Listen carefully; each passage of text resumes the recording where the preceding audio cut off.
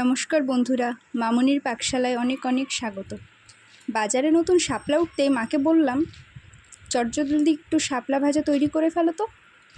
তার জন্য শাপলাগুলোকে ভালো করে বেছে ধুয়ে নিয়েছি। এবার ভালো মতন কেটে নিলাম। কেটে নেওয়া শাপলাতে হাফ চামচ লবণ মিশিয়ে দিলাম। এতে শাপলার ভেতরের যে জলটা সেটা পুরোপুরি বেরিয়ে যাবে। লবণ মেখে কিছু সময় রেখে দেবো। আর এই শাপলা ভাজা রান্না করার জন্য আমি 2 টুকরো চিংড়ি মাছ নিয়ে নেব। এখানে চিংড়ি মাছটা ভালো করে খোসা ছাড়িয়ে বেছে নিয়েছি। এবার কড়াইতে 2 চামচ সাদা তেল দিয়ে দিলাম। চিংড়ি মাছটা হলুদ নুন মাখিয়ে একটু ভেজে নেব। আমি এখানে 2 পিস চিংড়ি মাছ নিয়েছি। শাপলাটা যেহেতু অল্প, তার জন্য চিংড়ি মাছটাও অল্পই নিলাম।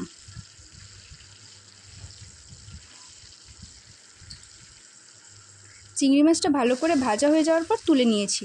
এবার 2টো মাঝারি সাইজের পেঁয়াজ কুচি দিয়ে দিলাম। আর 2টো চেরা কাঁচা লঙ্কা তেলের ওপর দিয়ে দিলাম। পেঁয়াজটা হালকা ভাজা হলে তারপর শাপলাটা দিয়ে দেবো। খুব বেশি করে কিন্তু পেঁয়াজটা ভাজবেন না, বেশ একটু হালকা হালকা পেঁয়াজের কাঁচা গন্ধটা চলে গেলেই এর মধ্যে শাপলাটা দিয়ে দেবো। পেঁয়াজ ভাজা মোটামুটি হয়ে গেছে। এবার নুন মাখানো শাপলাটা দিয়ে দিলাম।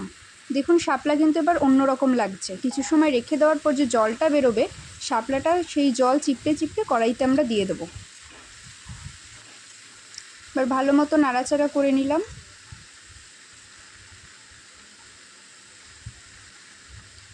এভাবে শাপলা ভাজাটা কিন্তু অবশ্যই ট্রাই করবেন। হাফ চামচ হলুদ গুঁড়ো দিয়ে দিলাম শাপলার মধ্যে।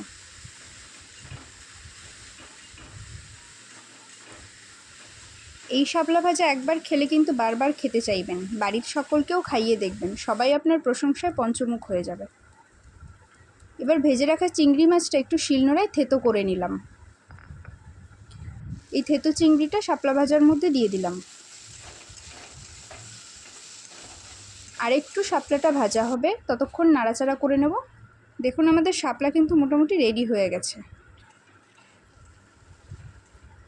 পুরোটাই হয়ে গেছে, এরকমই দেখতে হবে। খুব বেশি কড়া করে ভাজবো না। চিংড়ি মাছ দিয়ে আমাদের শাপলা ভাজা কিন্তু রেডি। অবশ্যই ট্রাই করবেন। আর ভালো লেগে থাকলে লাইক, শেয়ার এবং সাবস্ক্রাইব করবেন। কমেন্ট করে অবশ্যই জানাবেন কেমন লাগলো। সুস্থ থাকবেন, ভালো থাকবেন।